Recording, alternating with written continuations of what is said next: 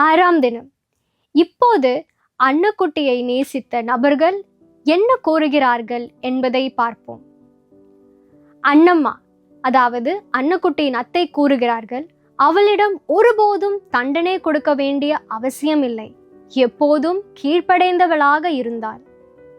அன்னக்குட்டியின் மாமன் கூறுகிறார்கள், அவள் வீட்டில் ஒளி, எல்லோருக்கும் முன்மாதிரி.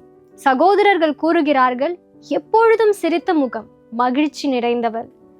அன்னக்குட்டியின் தோழிகள் கூறுகிறார்கள், அவள் ஒரு தேவதை போலவே.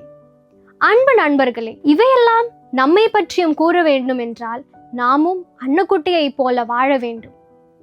அன்னக்குட்டியை போல நாம் கடவுளின் ஆசைப்படி வாழ வேண்டும்.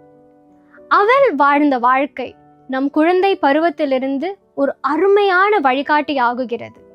அல்போன்சா போல் நாம் நம் பெற்றோர்களுக்கு பெருமையாக இருக்க வேண்டும்.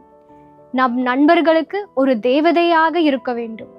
நம் ஆசிரியர்களுக்கு கீழ்ப்படைந்து நடப்போமாக இருக்க வேண்டும். நம் சகோதரர்களுக்கு அவரின் மகிழ்ச்சியின் கருமையாக இருக்க வேண்டும். நம் இயேசுவுக்கு விசுவாசமானவர்களாக இருக்க வேண்டும். நாம் அனைவரும் ஒரு அல்போன்சா மாணவனாக மாற முயற்சி செய்வோம்.